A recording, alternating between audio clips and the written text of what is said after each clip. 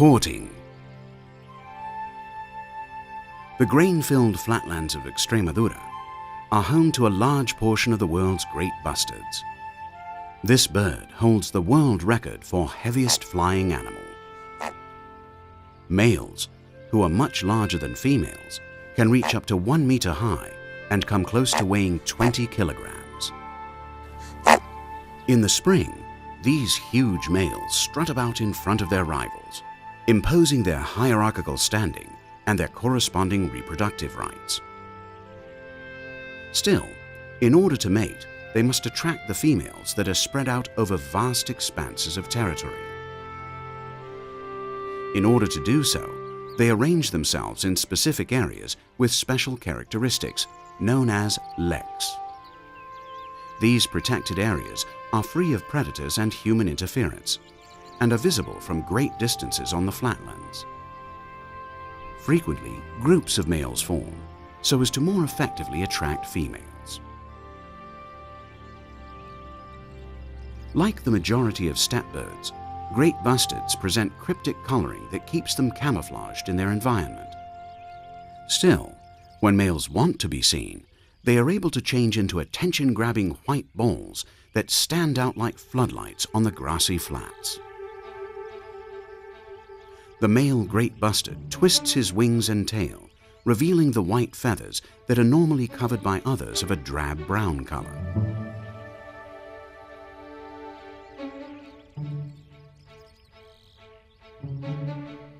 A recent study by Dr. Javier Viñuela revealed that during the display, males turn and take their stance depending on the position of the sun, thus ensuring that their signals reach the females with the best lighting possible. The males also boast a full range of sexual characteristics that they use in these displays, including the chestnut-colored gular sac and the neck bristles, fine long feathers that extend from either side of the beak.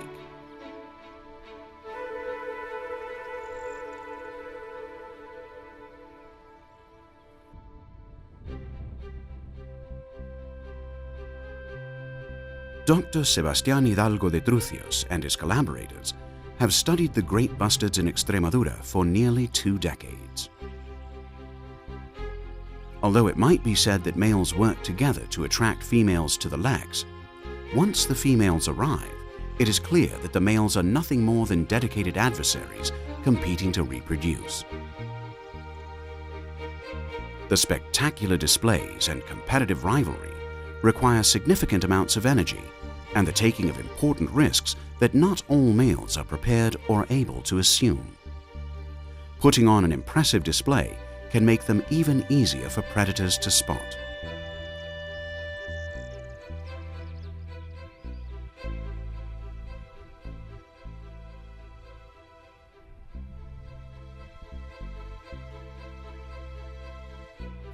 While following a group of males for an entire year in controlled conditions, researchers discovered that only those who were most physically fit developed sexual characteristics and dared to enter the reproductive game that year. For this reason, those who were better prepared increased their body weight by about 30% in early spring.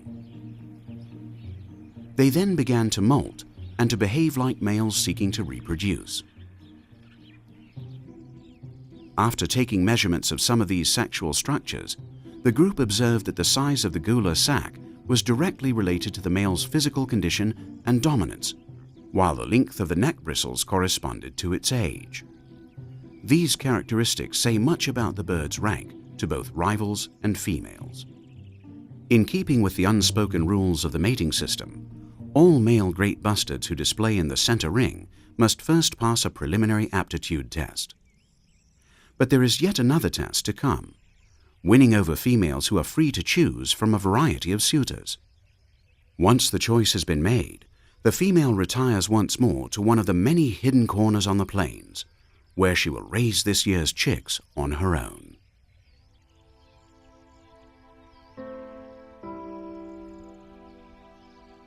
The conservation of the great bustard means the conservation of habitats, but not only for the feeding and raising of young. There must also be leks free from human interference where the displays can take place. Displays that maintain the most genuine characteristics of these flatland birds.